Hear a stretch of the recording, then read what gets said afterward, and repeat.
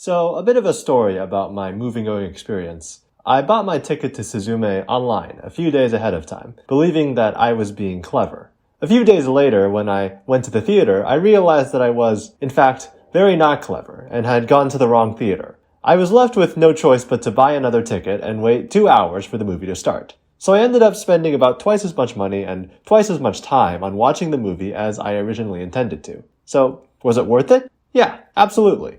Suzume is a magical movie. It excels in pretty much every way, and I highly recommend it. It's honestly an awe-inspiring feat of storytelling, because it's basically 3 movies simultaneously, all of which are amazing. The first one is a kind of coming-of-age comedy road trip movie. Throughout the film, the main character, also named Suzume, and her living chair friend are traveling across Japan. This movie really captures the feeling of exuberance and freedom that comes with such an adventure. Suzume's journey, the people she meets, and the places she goes to all look like a lot of fun. A lot of what she does is extremely mundane when you think about it, but things are so well-paced and well-presented that there never is a dull moment. There's a great balance of quiet moments, fun character interactions, and good humor. Yeah, I'm not kidding. Suzume is really funny. I don't consider myself the kind of person to laugh easily, but I found pretty much all the jokes amusing, and the rest of the people in the theater were also laughing pretty frequently. But of course, this isn't just a comedy road trip movie. There's also a high-stakes supernatural action movie stapled onto it. You see, the reason why Suzume and Chairboy are traveling across Japan is that they have to close doors. Closing these doors prevents disaster from befalling the world. This setup requires communicating a lot of information, but it's all explained in a gradual and naturalistic way that never feels heavy-handed. The relatively simple goal of close the door, stop the earthquake is pushed to its absolute limit, producing some of the most dramatic and intense scenes I've ever seen. The filmmakers always find new, interesting scenarios to throw at Suzume, and just when you think they're out of ideas, they escalate the story further, culminating in a simply awe-inspiring climax. Both the comedic slice-of-life parts and the action-packed parts of Suzume, by some kind of alchemic miracle, never get in each other's way despite being so opposed to each other. There was never a moment where I thought, okay, I just have to endure this part to get to the part I'm actually here for. I was fully engaged and entertained the whole way through. The glue that really holds these two opposing halves together is the main character, Suzume. Both the road trip and the action scenes are related to her development as a character. No matter what the situation is, Suzume always shines through, and is always growing as a person. As a result, it never feels as if the story is disjointed or meandering. And while we're on the subject, let's talk about Suzume. She is by far and away the star of the show, and she more than earns the right to share a name with the movie she's in. The way she reacts to every new thing she encounters is absolutely adorable, her interactions with every character she meets are great, and she's so earnest and determined that you can't help but love her. On top of having a strong base character, she also undergoes a lot of interesting development throughout the story, taking on new responsibilities, making new connections, and dealing with... Last but not least, it goes without saying that as a Shinkai movie, the visuals are top-notch.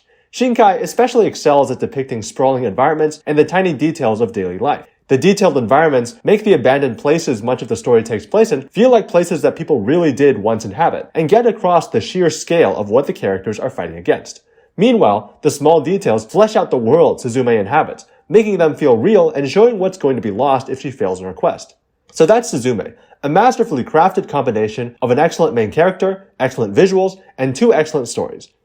But there's a bit more to it, isn't there? The time has now come to turn our attention to the last movie I talked about earlier. Pretty much everything I liked about the last third of Suzume except for one good joke is getting spoiled. If you care about spoilers, leave now and watch Suzume. Please, it's really good. And if I haven't convinced you to watch it, just think of a set of words I could say that would convince you and pretend I just said them.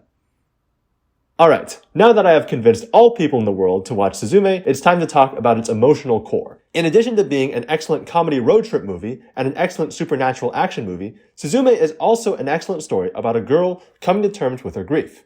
I understand Suzume primarily as an allegory for its main character dealing with grief. As a child, Suzume denied the death of her mother, searching in vain for her and blacking out parts of her diary to try and seal herself off from the truth. In much the same way, Suzume spends much of the movie literally closing off doors leading to the land of the dead, literal gateways to the past that she thinks she sees her mother through. As a result, her journey with Soda closing these gates can be thought of as representative of her trying to suppress the memories surrounding her mother's death. But this all comes at a cost. To close the final gate over Tokyo, she's forced to sacrifice Soda and the chair, both things connected to her past, and she's left feeling hollow. In the end, the only way that she's able to make things whole again is by directly confronting the past. She returns to the site of her mother's death and opens the diary, recalling the memories of that fateful day. It's only then that she's able to reach into the past, reclaim the things she lost, and truly acknowledge the loss of her mother, processing the grief that had been left to fester for so long. Rather fittingly, it's in this moment that her understanding of the land of the dead is flipped on its head. With the revelation that the person Suzume saw through the door wasn't her mom, but rather her future self, these gates cease to be doors to a bygone past and instead morph into doors to a hopeful future, representing how Suzume can now move on into a brighter tomorrow. This is an ambitious story to tell, and it's a story that's told pretty much flawlessly. The key moments of Suzume's journey are all emotional gut punches that perfectly get across exactly what she's feeling. Without a doubt, the best moment is when she has to sacrifice Soda to save Tokyo. The incredibly expressive animation and performance from Suzume, the beautiful visuals, and the rapid cuts back to the totally oblivious people of Tokyo get across the impossible choice that Suzume is faced with, and her final decision to effectively kill Soda is heartbreaking. Then, even after experiencing such a great loss, she still has to drag herself into the bowels of the earth and close the gate. Where all of the previous gate closing sequences had been bombastic and intense, this one is empty. There's no fanfare, no triumph, no gratification, just a gaping void that perfectly encapsulates the despair Suzume feels. When Suzume returns to the ruins and opens that diary, the movie just holds for so long on the blacked out pages, communicating the immense grief that Suzume suffered in those days better than any flashback could have. And finally, there's the ending. When all is said and done, when the worm has been defeated and Soda is revived, the last and maybe hardest task that Suzume has to do is comfort a past version of herself who is still trying to find her mother. And at first, she can't do it. She too breaks down and cries over her loss. And it makes sense, because it never is that simple. You don't fight a big worm and kiss a boy you like, and then all your trauma disappears. But she perseveres, and is able to give hope to her past self. It's a powerful moment that emphasizes that Suzume is still a vulnerable person, which only makes it all the more impressive and all the more moving that she can find the inner strength to get up and give comfort to someone more vulnerable than herself. When I left the theater, it was already nighttime, a lot later than I had originally planned for it to be.